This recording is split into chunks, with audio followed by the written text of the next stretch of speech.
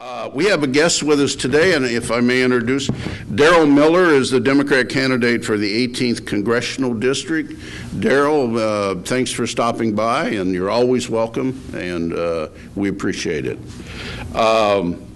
This morning, our guest is Jennifer Gill. Jennifer is a new superintendent of District 186. Following our typical situation of very short introductions, let me say I think she took the job in May or June. She clearly has a background in Springfield, was in District 186 for a long time. She can explain all of that much better than I. I'm sure she can tell us how wonderful the first 4 months have gone, and where District 186 is going in the future. So if you would welcome Jennifer Gill.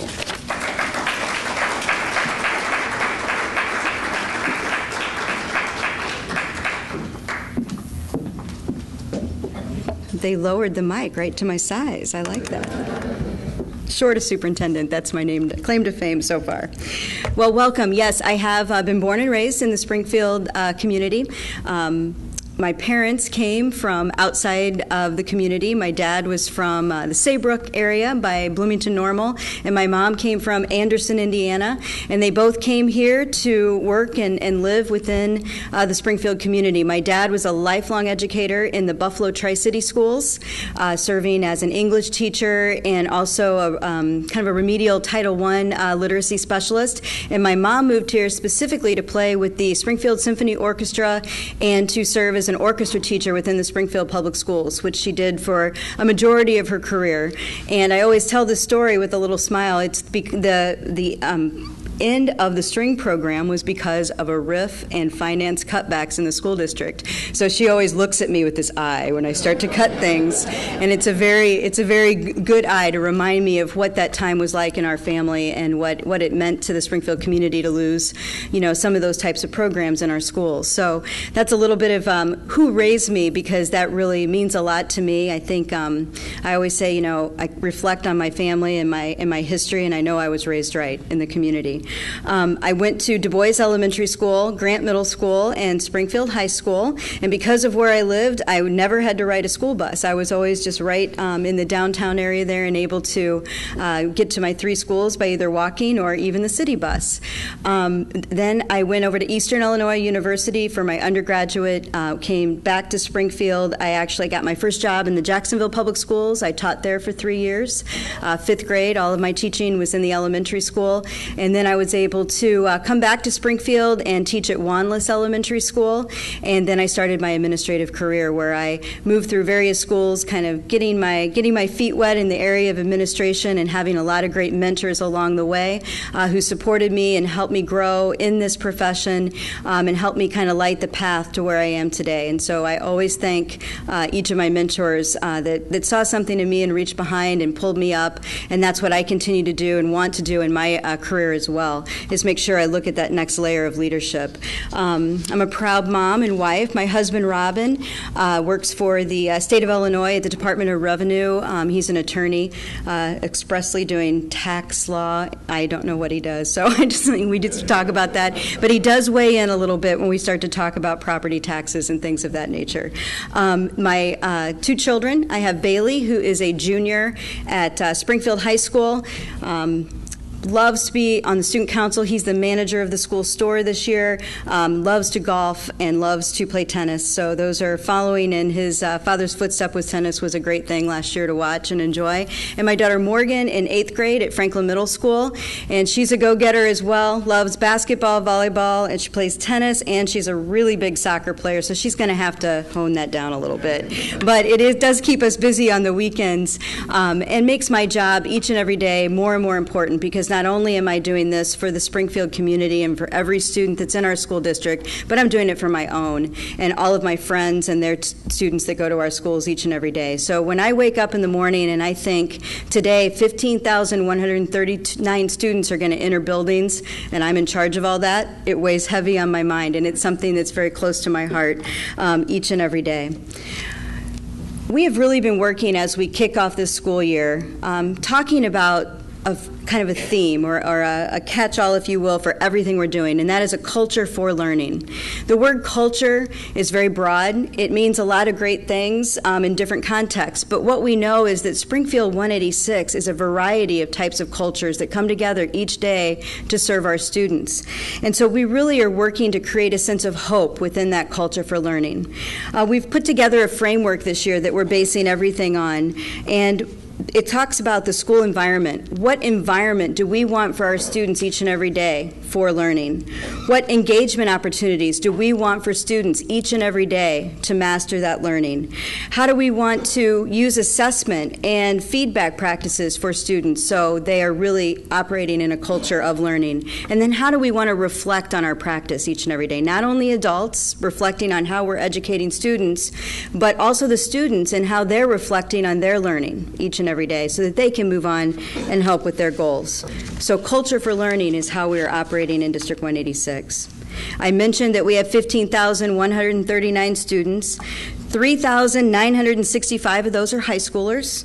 3,219 are in the middle schools, and 7,011 students this year are in our elementary schools.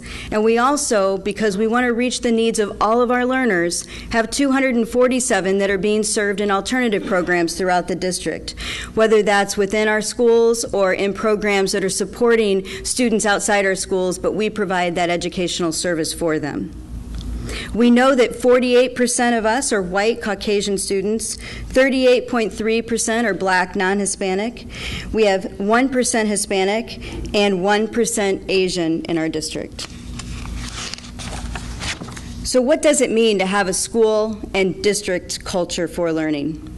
Well, what we want to ask ourselves each and every day are, what are they saying about us? And that's why I'm here today. What does our community know about us?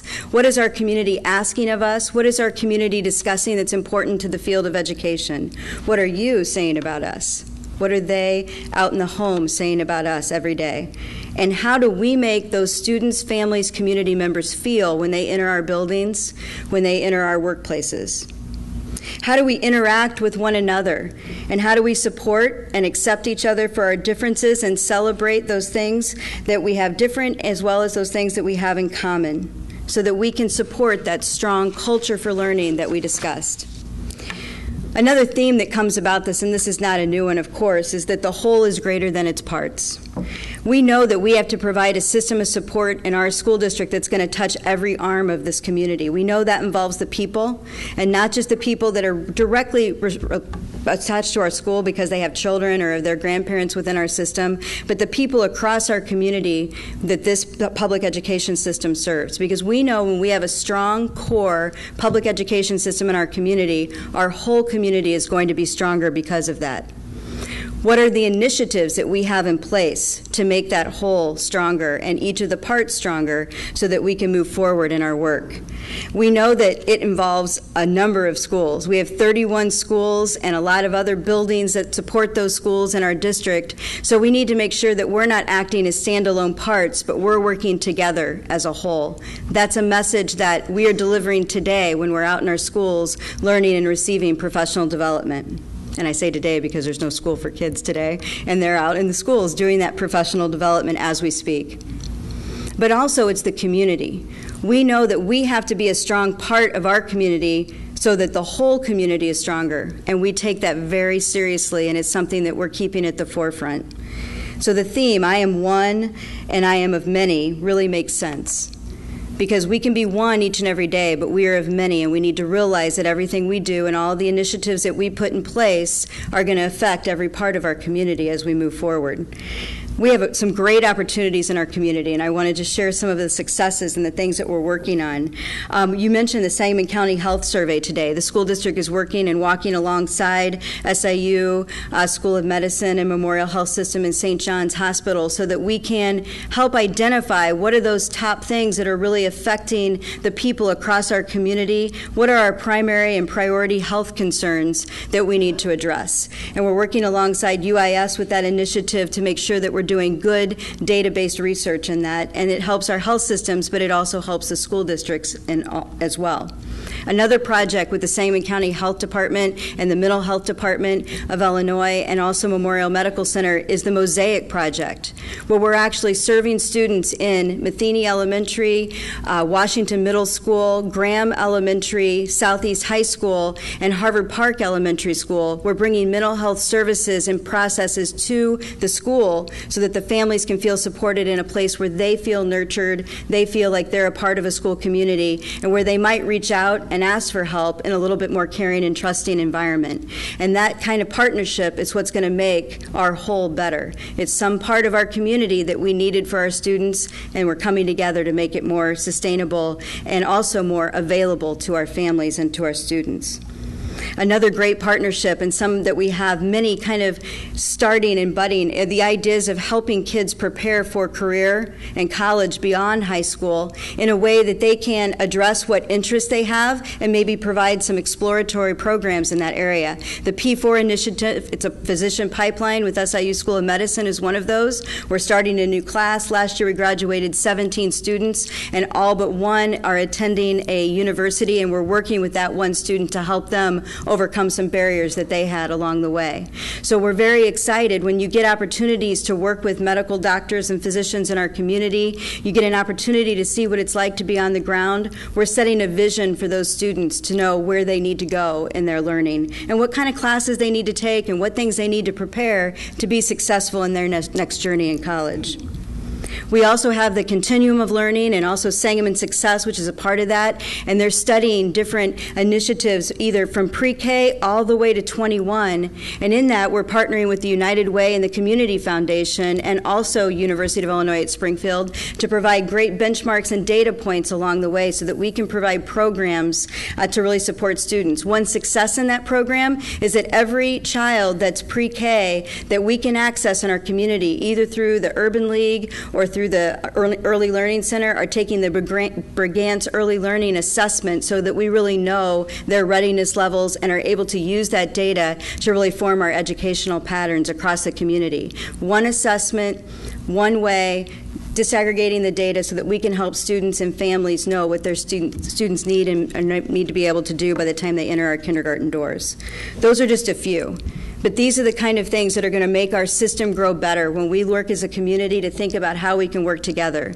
Another great example was when we came together to really attack a health need that we had. Our students did not come with their immunizations and physicals on the basis that we figured would be able to not have them have to be excluded based on state law. So groups from the Sangamon County Health Department, once again, the School of Medicine and Memorial Health Systems, we came together and provided clinics with many help from many other physicians and supporters across our community to provide those clinics on site during our registration time, and then also helped us really tackle those barriers for families that still did not have those services ready so that they could stay in school. And I'm happy to say that we are down to 2 students out of our 15,139 who do not have the requirements on September 26th. Last year on October 15th, we had 750 students who had to be excluded from school without those services in place, so they had to go scatter and find services on their own.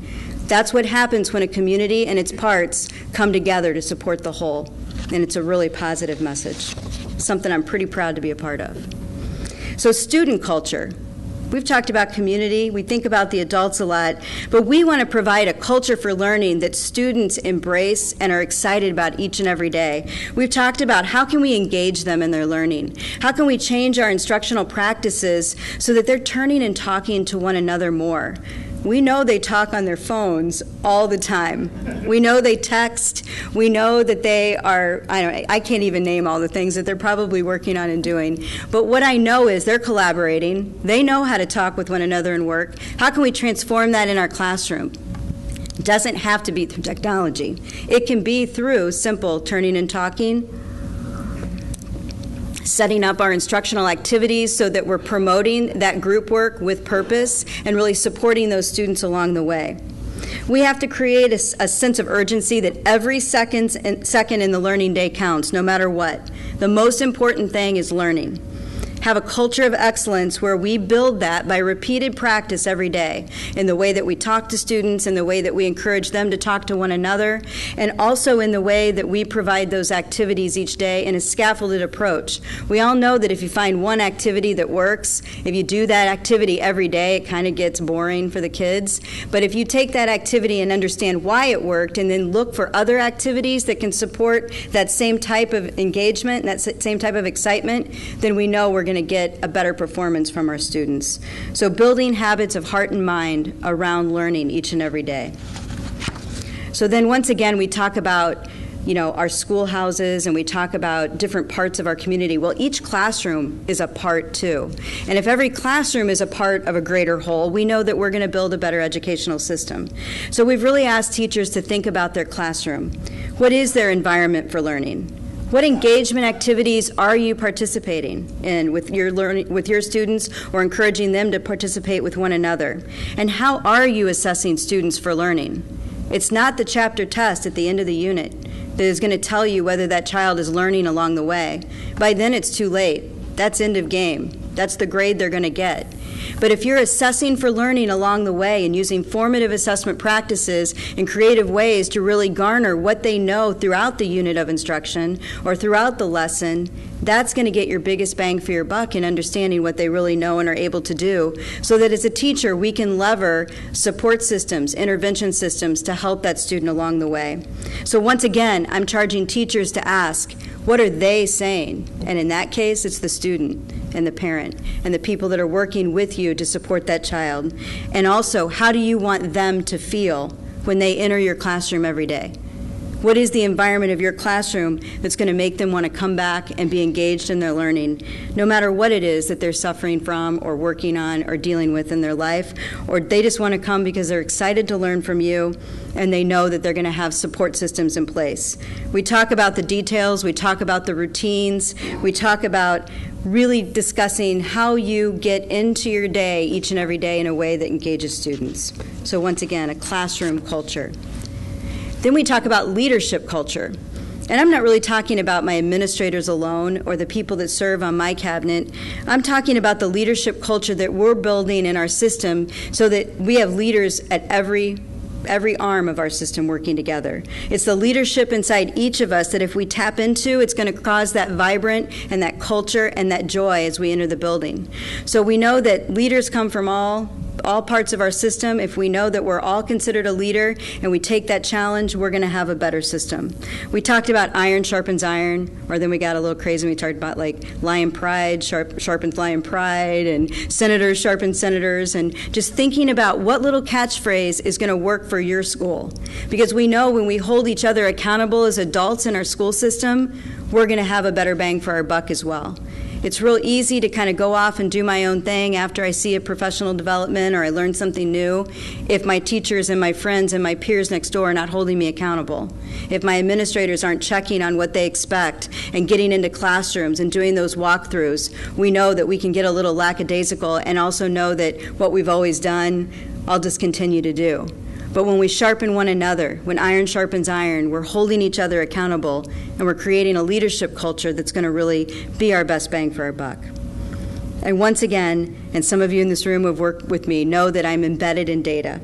Looking at the data, giving feedback to teachers in a way that's really helpful to them is really a part of what we have Senate Bill 16 with the new laws for evaluation across our system in the state of Illinois. We're using a tool called the Charlotte Danielson model that really allows us to provide specific, focused feedback for our educators and also in turn for our principals in their journey to improve student learning. So we know when you look at data, you look at what goals you want to have in your classroom and in your school, and you provide feedback to one another and also administrator to teacher or administrator to principal. We know we're going to be better for our buck once again. We have to have meticulously built systems across every single school, and that new evaluation tool has been a lever for us that's been very positive. It's evidence-based, so you can't just say, great job, every time I walk in, the kids are smiling, and give them an exceeds. It's really talking about what learning did I see? What specific goals did you tell me you were looking for or working toward in your classroom? And what specific evidence did I see about that goal in your classroom today? You stated that you were struggling with this concern in your classroom, and these are the specific things that I've seen you do to tackle that concern. So it's been a great move for us. Every school in our district is using this tool now, and it's something that is really garnering great conversation amongst our teachers and our staff and our administrators.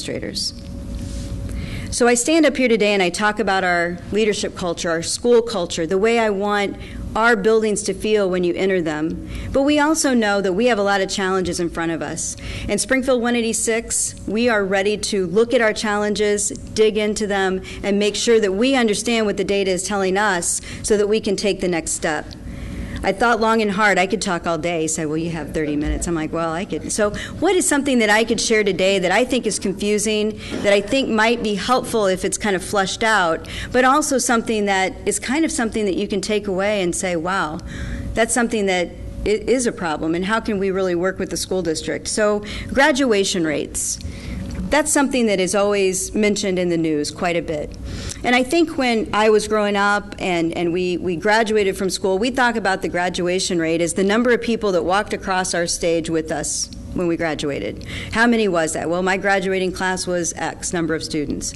And that's one way to look at it. But the state has actually levered a way that we can work across the United States to have the same type of formula to measure that graduation rate. So what was the problem before? If you said the graduation rate was 90% in another state out west, and you said in Illinois we were at 70% graduation rate, we were like, wow, I'm going to move out there. That's fantastic. Well, they were apples to oranges in the way that they were measuring that number, in the way that they were figuring that number, and definitely in the way they were communicating that number. It was a little bit different. So Illinois went to what we call the cohort model. And so what you do is you look at who enters your schoolhouse door in their freshman year, and you then look at how many of those same students graduate from your school 4 years later. But then again, we have students who, and this is not a coined phrase, but have life interruptus for whatever reason. Something happens, and you can think of all the reasons. It's a health problem. Perhaps they have a child. Perhaps something happened in their family and they just didn't make it through a semester. But they get back in school. They go to the programs that we have to support them, and they graduate after 5 years. When we go to college, a lot of us have the 5-year plan. That's not a problem, right? You think, well, take it slow. In high school, 4 years, that's it. That's all you get, and you go all day, every day. You don't go for a couple hours in the morning, then go sleep, and then go to one class. That's college. We're more rigorous on our high school students. 4 years. So what do those rates really mean, and what is the data showing us in the Springfield Public Schools? That cohort changed in 2012.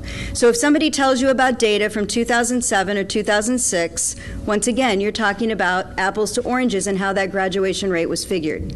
I look at 2012 on because that's the cohort model and how we can really compare ourselves. And 3 years of data is statistically significant. And you'll see a trend here. It's not one that I like. It's one that I want to improve upon, but you have to have that goal, and you have to understand the data before you can set your goals. So in 2009, we had a group of students who started high school, and they graduated in 2012. That's the 4-year cohort model I talked about. We had 68% of our students graduate under that model. A lot of students drop out of high school for a lot of reasons. We code them in certain ways so that we know exactly where they're going. If they're going to another school out of state, if they're going to a program that's supporting education in another way. We also educate our students all the way through 21 if they have a disability that is determined that they need that education. So at the end of their high school career, they're given a diploma of completion so that we can graduate them, but then they stay within our system and we support them beyond that. Those are some of the ways that we can code students. But there are other students that leave us that we can't code. We're not sure why they left us, and we can't find them to find out. Because if we can find them, we're trying to get them into the programs if their families will commit to that. One great program that we have is our Lawrence Adult Ed GED program. Students at 17, if they're struggling, can actually choose to attend that program if they wish. With parent permission at 17, at the age of 18, they can come back to that program and start those classes and work in the night and in the afternoon to get their GED and be counted in part of our 5-year cohort. What we know in 2009 to 2012 is that we had 68% in the 4-year cohort, but the very next year, we raised that score to 70%. So we did catch another 2% of our students graduating after 5 years. Then you roll forward to those who started in 2010 and graduated in 2013, and that was 65%. And after 5 years, it was 66%. So it's kind of level, kind of the same results 2 years in a row. And last year, we can't really determine our 5-year cohort yet because we're just in that 4-year cohort. In that 4-year cohort that graduated in 2014, we had 67%. That's 3 years. That's statistically significant enough to me that says I'm missing somehow 30% of the students, and what can I do to make a difference in that? So Donna, that's a little goal I have, if you're taking notes, Donna. You're welcome, Donna Moore, one of our board members today. We also have a gap we have to address and we can't close our eyes to. We know that our African American students in our 2010 cohort that graduated in 2013, 57% of them graduated, which is just a little under 10% lower than the total number of students graduating. And then in our 5-year cohort, we did pick up and we got to 61%. So we know that that's data that is troubling to us. And we want to make sure that we're capturing everything we can to make sure that we're serving all of our students. That's a 16% gap after 4 years and a 13% gap after 5 years. So what are the things that are contributing to this? You got to unpack that data and ask yourself why. What's the data? What's the story behind that data? Well, interestingly enough, a few years back, we changed our graduation requirements. So the timeline on that is now all students must have 26 out of 28 credits to graduate. That's 93% passage rate. Basically, they can fail 2 courses and still graduate. Now think about all the students you've known. You've got your schoolies who go to school and they're always going to be able to do well, but you have students also that struggle for a variety of reasons. That's 2 chances. Not that I want to say that that's bad, it's just that it's a rigorous curriculum. During that same time, we also changed our grade level requirements and what we want the students to take. So we looked at what are the state requirements, but then we looked at what are the goals that we have in our district as well. So previously, students had to have 3 years of English. We now require 4 years of English language arts curriculum. Math increased from 2 courses to 3 courses. The state requires 2 years of science. In District 186, we require 3 years of science. In the district, we also felt that public speaking and being able to talk about what you've learned and know is going to be a skill that's going to move you in your career and in college. And so we now require a half a credit, 0.5, a semester course of speech. We also increased our social studies requirements. We know that understanding our global community and who we are and where we've come from and where we're going is essential, so we now require 3 credits of social studies. We want to make sure that we're improving and making sure that we have a rigorous curriculum that's going to make sure that students are able to perform well as they go to college. But when you make changes like this, it's going to take some time to really understand the supports that you need to put in place. My feeling is we need to identify students coming into high school that are already struggling in their middle school curriculum and make sure we catch them and support them and communicate to them the importance of getting help if they need it, having teachers be able to identify students who are starting to struggle and get intervention programs in place. I don't have all of the answers or all of the ideas about how I'm going to do that, but it seems essential to solving our graduation rate problem as we move forward. So a little history about where we used to be. We used to only have to have 20 out of 24 credits to graduate.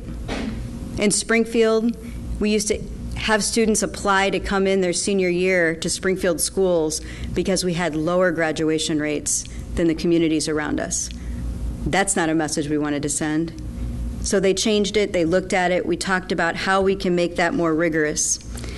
So I wanted to do a little comparison myself as to what our neighborhood communities that look a little bit like us have for their graduation rates. Bloomington, District 87, that's not the district I came from, but they have 23.5 credits. Normal Unit 5, where I did work, required 24 credits. Champaign School District requires 22 credits. Springfield Public Schools require 26 credits. We have a rigorous curriculum ahead of us.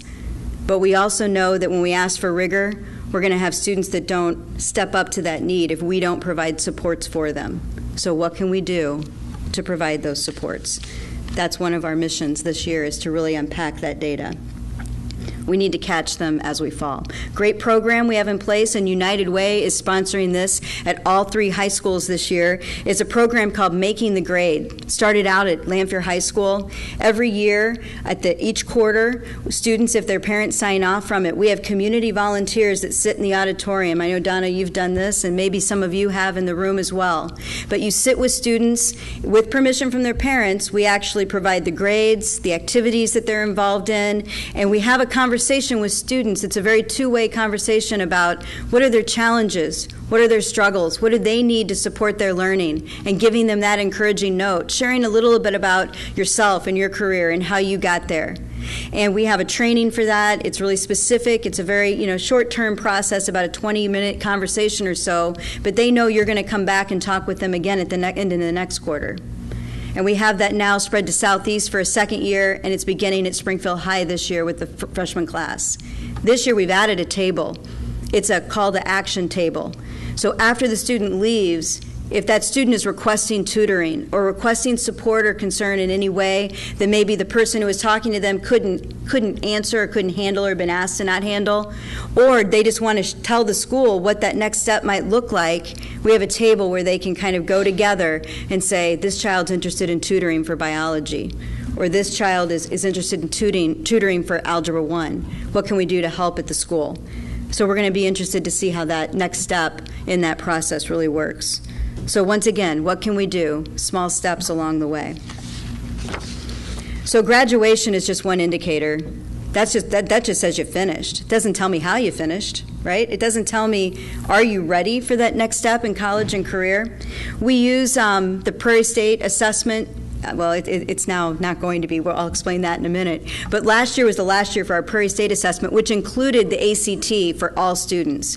I'm happy to say that the Springfield Public Schools have committed to providing the ACT for all students again this year, even though it's not required.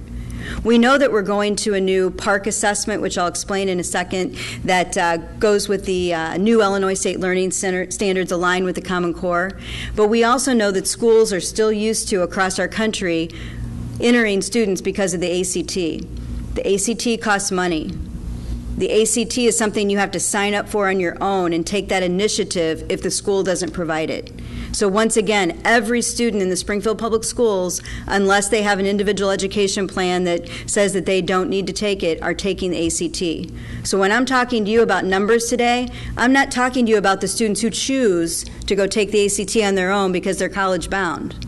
I'm talking about every student that I'm giving the opportunity to take the ACT, and when we look at every student that takes the ACT at their junior year, how that number looks.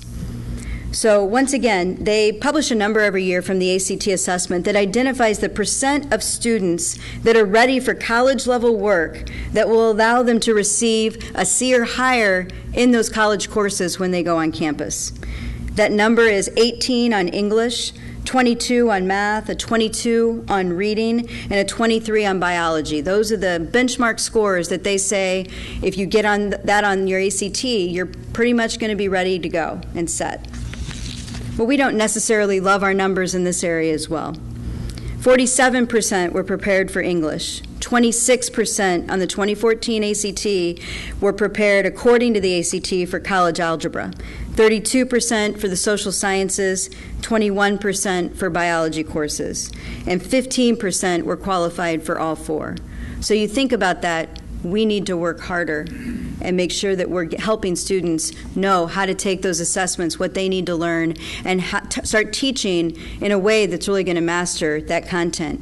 Interestingly enough, this was also the year that the assessment on the ACT started to use some of those Common Core aligned practices that really talked about text complexity, information across multiple texts, and able to answer questions, write essays, and be able to answer comprehension questions that were not only about one passage that you would read, which is kind of how all of us were raised, but also in a way that would allow for us to make sure that we can answer and comprehend across texts. We test all students, we need to honor all students' numbers, and we need to move forward to improve our system. So with all that being said, we have some challenges ahead of us, but we're willing to tackle those. We have so many successes across our district. We have so many classrooms that are engaging students each and every day, that are engaging families. I've been overwhelmed about the events that I've been invited to in our schools. I know Vachel Lindsay's going to have a backyard bash next week. McClernand Elementary had a cookout where they had probably 200 people on their playground eating and celebrating the beginning of school. We know that education is important in our community. I read a book not too long ago on the recommendation of a friend called Strength-Based Leadership, Tom Rath and Barry Conchie. It's a fabulous book, and it allows you to take a short assessment at the end and see how you are as a leader and the things that you need. And I had my entire cabinet do that, and we're talking about that each week when we have our cabinet meetings. But 4 words that go throughout that book have sort of formed the framework of how we're talking about our next steps in our district. The first word is stability. How do we create this reality for students? How do we sort through all of the issues and look at all sides of every problem before we jump in? How do we have a stable approach to the next steps that we want to take? And how do we support and listen to one another in each of our angles or our views on each of the issues? I've said over and over again, Cabinet's probably tired of hearing it, I want to run a steady ship. I don't want to go over waves every single day. But I'm also not afraid to head into a wave if I need to.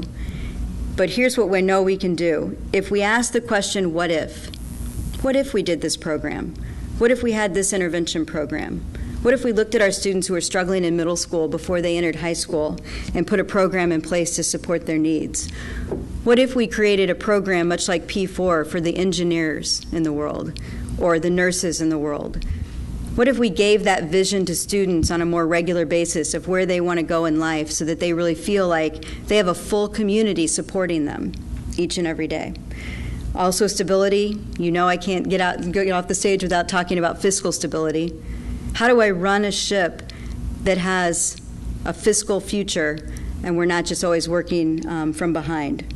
And also, how do I have a strong, stable, and representative workforce each and every day to support the missions that we talked about and the classroom learning and the culture for learning that we want to have?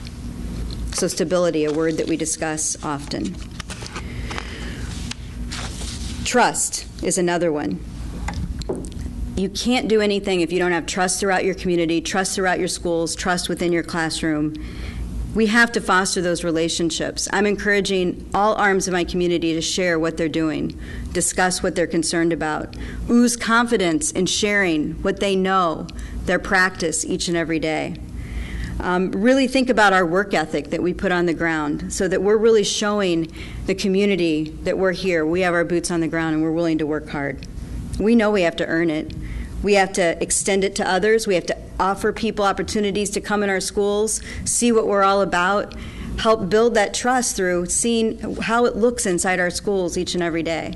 I spent half my day in schools yesterday. I started off at Lincoln Magnet School, then I went over to Lanphier High School, then I went to Southeast, and then I went to Lawrence Adult Education. It didn't matter what school I was in. Students were learning, students were engaged. As I walked through Lanphier High School, the principal was excited to show me that every single teacher, and he proved it because we opened every door in Lanphier High School, I think, that every single teacher had the goals and objectives of the day, the learning target that they were worked for, and not only the learning target they were working on, but the assessment or the assignment or activity that they were going to do to show that they had that learning in place before they moved on.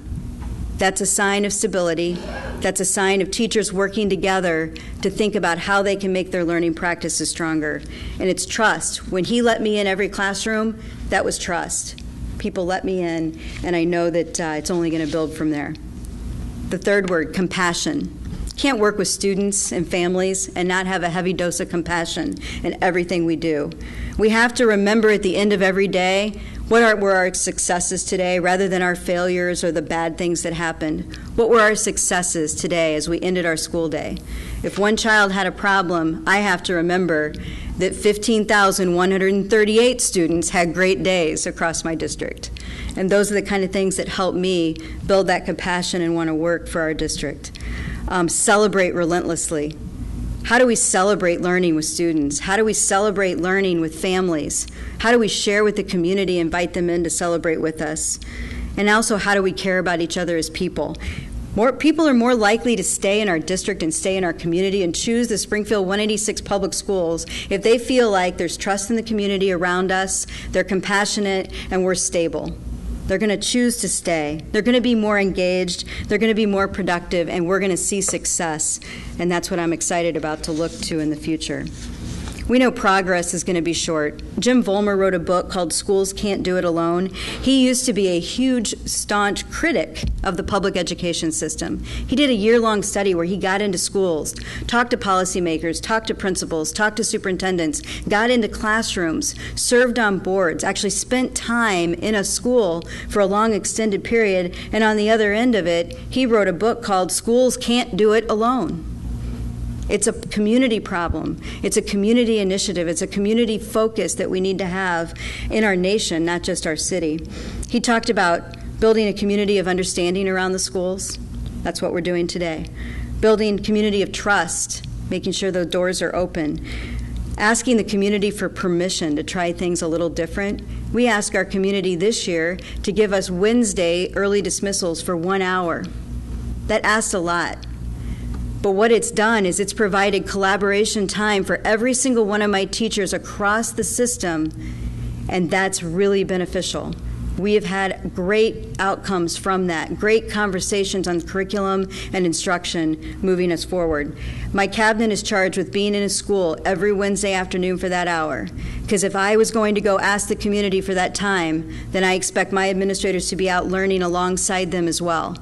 And it's been very, very beneficial. My daughter says it's the best day of the week. She gets her algebra done during that hour before she goes to basketball practice. So that's a good win. Because a 13-year-old at 9 o'clock at night that's tired doing algebra is not my cup of tea. I'll run a school district any day instead of dealing with that. Reality check. And also community support. We know that we have to have the active participation of our community and the understanding and the deep knowledge of what we're up against each and every day. So the last of the 4 words, though, was hope.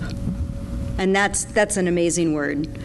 And that kind of returns us back to the beginning of the presentation where we're creating a culture of learning so that hope exists for every student. We need to develop those positive key messages and get them out to the community. We need to face our challenges, not be afraid to get up in front and explain where our challenges are and the steps that we're taking. We need to see the big view, know where we're going in the future. We need to make connections across our community so that we can support one another, and I shared so many of those successes already today. We need to foster those relationships because we are one, but we are one of many. And celebrating those successes and doing that together as a school system is going to make us a better place to be.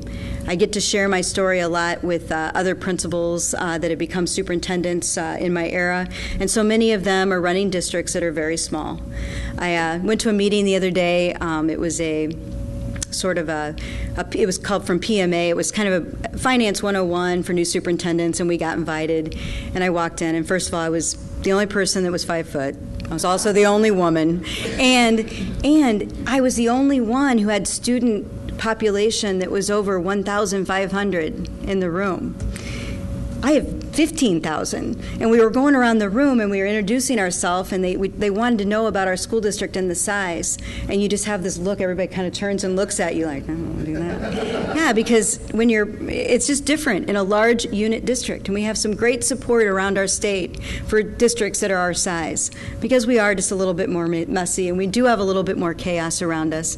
But that's what I thrive on, and I have great people around me that thrive on it too. So share our successes relentlessly. Know that we're going to have bumps along the road, but really move our system forward. And I know that's when we have all that in place and we have that hope set in place, that's when we're going to live District 186 strong, which is one of our other little themes this year. So I'm happy to take any questions. I wanted to introduce Bree Hankins. She's over here if she wants to wave. It's our brand new PR marketing director that we just hired. She's a graduate of Springfield High School as well, 2002, coming back to our family from North Carolina, just having worked at University of North Carolina. So I'm really glad to have her along to help me think about how we can vision, how we can get that message out about what we're doing in our schools every day, and then also just be by my side when the days are tough. And she's already had a couple opportunities for that. So I'd just like to open it up for questions, see if anybody has anything. Hands are raised. On this, and remember, brief, succinct, no speeches. Could you talk a little bit about positive behavior interventions in the schools in this district, and what's really required to be able to put that approach into each one of the schools? Does it exist in every school now? Right. We in all of our elementary schools, everybody has had the basic level of something called PBIS, Positive Behavioral Intervention and Support Systems. It's actually a network. The PBIS headquarters is out west, but they have George Sagai is the gentleman that had all the research behind it. And what that tells us is that you have to teach the routines and expectations for students. They don't walk in knowing that you expect them to line up on the line that says A. Unless you teach them, they line up on the line that says A. And this is how we operate in our building. This is how we treat one another with respect. This is the language we use when we have conflict with another student or a friend. This is how we do the cafeteria expectations. This is how we, do the work in our classroom and treat each other with respect. So all of our schools have been trained. However, there are different levels of the system that we're encouraging schools to take that next step. Sandburg was able to use data, share their data, identify the outcome measures that were going to make them successful so that they could become a PBIS Platinum school. And it's the first school in our district that's reached that benchmark. It takes a while to be on that journey. It takes a lot of training of the teachers. It takes a lot of commitment on the parts of the family. But the biggest part of PBIS that's positive for elementary students especially is giving those little reminders of you're doing a great job throughout the day. So just as much as you're giving discipline, you're also giving them the rewards and the success plans. And you do things to celebrate when you haven't received referrals at a certain rate or you've done all the right things. Our middle schools and high schools also have components of PBIS, but they're also using another program called BIS, which is Behavioral Intervention Support Teams. And basically, that's when you have a team approach. So if a student's having trouble in Algebra 1, another Algebra 1 teacher might allow that student to go sit in that classroom and learn there to get away from the conflict with another student. Or if there'd been a disrespectful moment between the teacher and the student, and the teacher needed a little bit of a break, they're still receiving content, and that's a big thing. Kicking them out of class is never helpful because you're kicking them out of lack of content.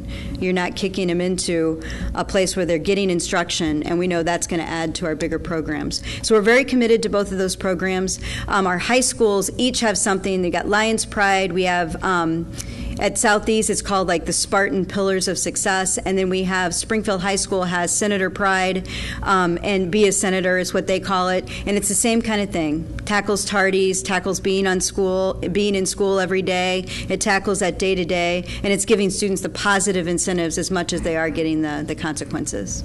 Thank you, Susan.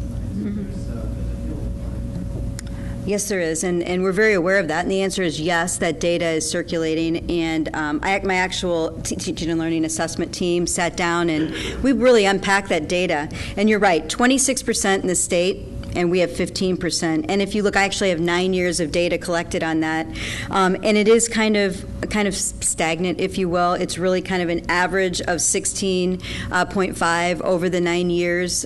So it's not a problem that started yesterday. It's a problem that has always been there. So how do we really, close that gap? It's telling that only 26% of the state is able to go and be college ready according to these standards. It's interesting that the ACT is working on, and I expect it by next year to have not only a percentage that is ready for college to receive a C, but they're going to give a number of percentage that are ready for career. And I'm not sure what metrics they're going to use to figure out that number, but it's interesting. And then the PARCC assessment that I talked about earlier is also based on college readiness skills, and are going to provide a number to universities to see how students are doing on the PARCC assessment, and also have another number that we'll be able to use and see for trend data as we move forward. So I'll be interested to see how those two numbers sort of compare. When we looked at the data, we're doing the best in our English and composition area for getting ready to go to college, and that's an average of 55% of our students over the 9 years are ready for that, where there's 62% in the state of Illinois. So we're closing that gap in English composition. So I think what we need to ask ourselves is, what are we doing that's successfully closing that gap and be able to apply it to some of our other subject areas?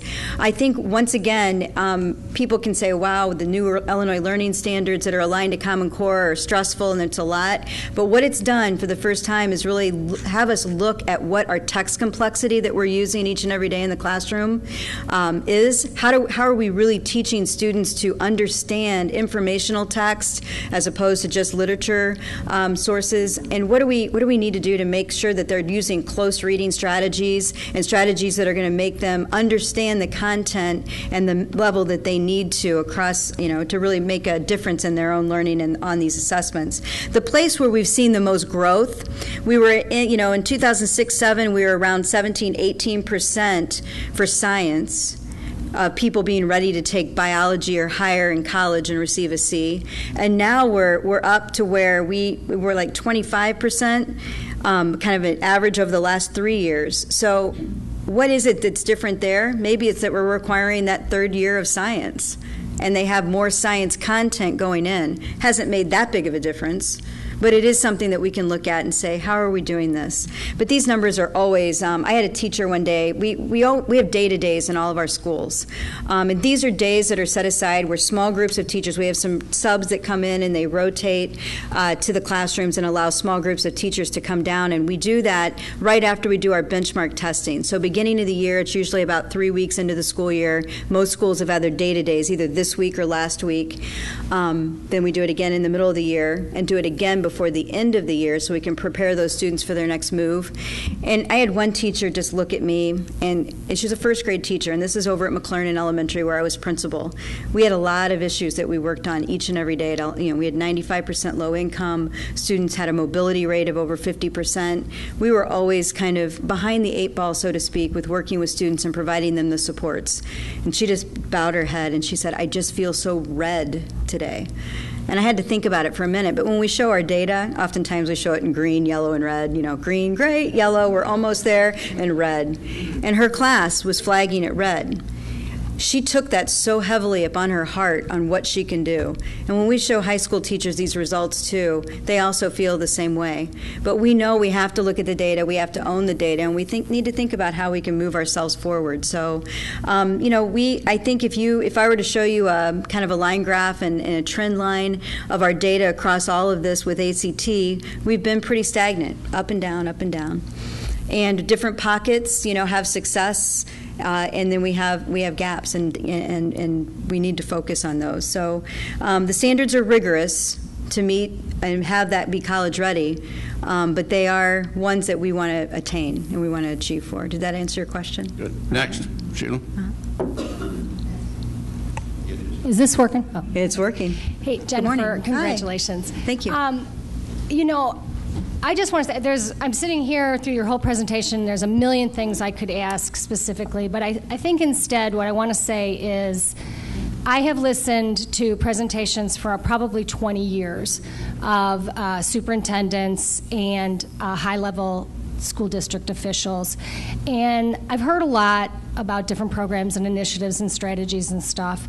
What I have never heard from any of them is an honest assessment of where we are and where we've been in these really important numbers that you just gave us.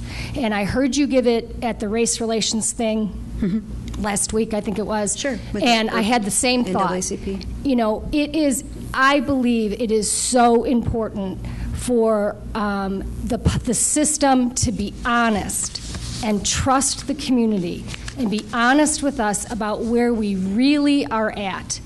We all know that these challenges have been around for a long time.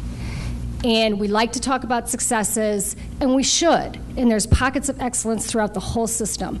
But until we talk honestly about the challenges, I don't think we ever get anywhere. So I really just want to applaud you. You are the first one who has stood up there and honestly told us what we face. And I just want to say thank you for that, because I think we can then help in a realistic way, because we know what we're dealing with. Thank you, Jennifer. Thank you.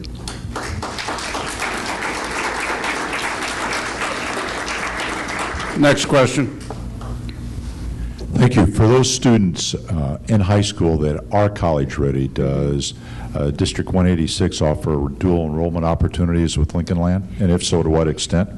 We offer, it's just dual credit, and then it's up to the individual universities, and correct me if I'm wrong, I know Susan's here, but it's up to the universities whether they accept dual credit courses, but we do. And it really requires the teacher of the dual credit course to be qualified, highly qualified in that content area at a level that the universities deem appropriate. So we do, like my son's taking dual credit speech, there's dual credit, there's several dual, I don't want to name them all and not have the right numbers, but that's something that we could definitely provide for you.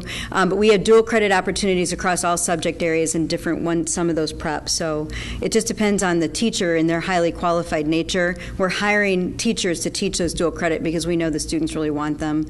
I know I just have a kind of a personal story. I know a student that graduated from Springfield High last year and really was able to accelerate to 3-year graduation at U of I. So she must have had a lot of dual credits in her pocket to do that. Let's try to get through 2 more, fairly brief.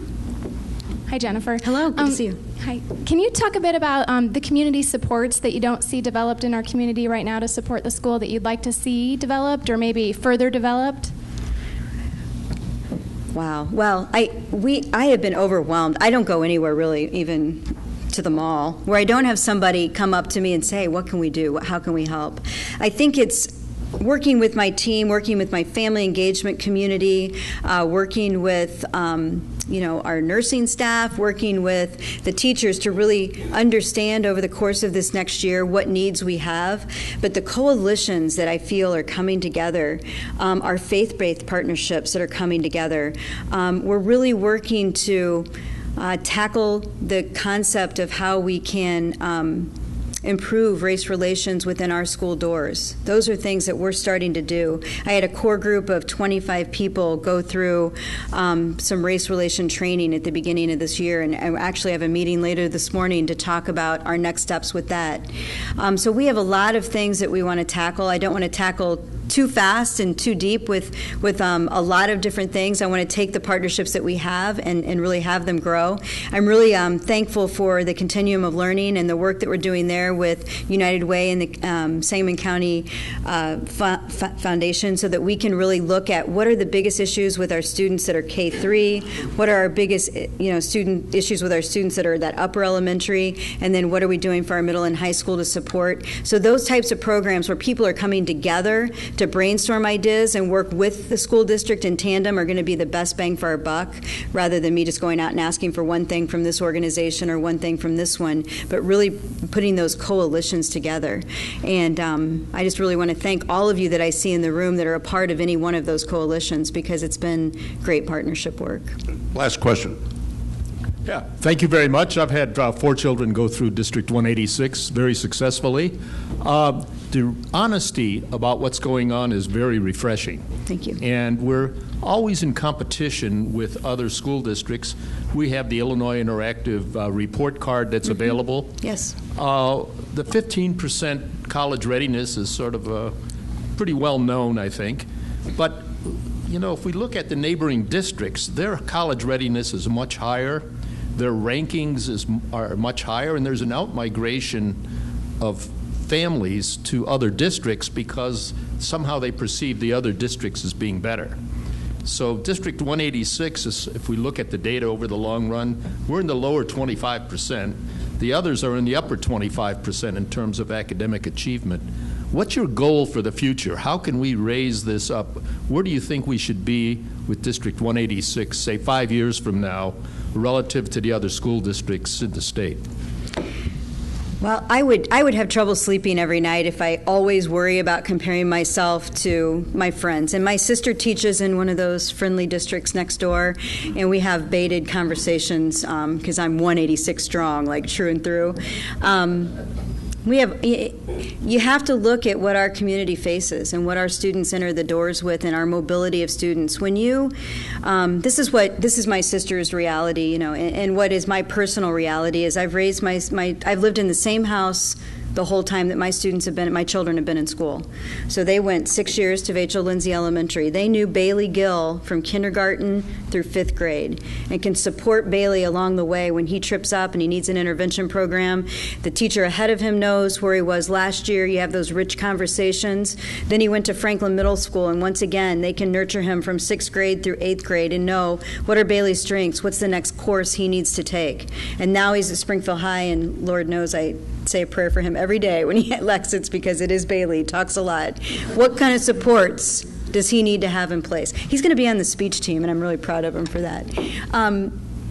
Here's the thing. Many of our students may attend 5 or 6 different elementary schools, not only in our district, but across our state, in and out, dealing with housing concerns, dealing with family concerns. Those students are the ones that we're having a hard time catching, and we own every student in our district. We own the data of every child that enters our doors. And it's easier, and it's a little bit interesting, you know, when you can support a child, maybe even pre-K, all the way through they graduate, and see that through line of those supports that you've been able to give that child. That's a story, but that's not the story we all tell, the one I just told about myself. So it's not bad or wrong. Those families are supporting their kids. Somebody told me a story one time about, you know, if you went into a meeting and they asked you to drop off your most precious piece of jewelry that you had on that day, whether it be your diamond or something else that you were wearing, and you'd be like, I don't really think I'm dropping that off in a bucket for you to hang on to all day. That's pretty big to me. We have those every day. They're dropping off their most prized thing in their life, their child, to me each and every day. So we embrace them and we honor them. I don't know if that answered your question, and I don't want to make excuses because education is important and engagement is important every day. And if we see each student through a year of growth or possibly a year of growth plus catch-up growth from where they are with their reading level, we've done our jobs that year, and we hope they come back to us, and we hope that we can support them, and we hope that they don't leave, but oftentimes they do. So the one conversation I didn't have today, I mean, I could have, like I said, you know, I could have had 15 hard conversations today. I chose one. The other one's the amount of poverty that we face in our community and the amount of poverty disparity we have even within our Springfield Public Schools, but also the amount of poverty disparity we have between the Springfield Public Schools and those neighboring communities. It's something to talk about. It's not something to hang your hat on and make as an excuse, though, because you have to own those students every day. Where I want to be in 5 years is a viable district that says even though we have our problems in our community and even though we face some struggles as a community, we are the viable option for education. I know that I can't educate all those students that move out, and I can't educate all those that choose a parochial system. My buildings are only so big. But I want people to not talk about us disparagingly in the community, but talk about us as we made this choice. But darn, that Public 186, that Springfield Public School District 186 is a great place to be. And, you know, I made this choice, but I think it's awesome that my friends have their kids in that school, and I enjoy talking and having those conversations. That's my hope and dream for our community.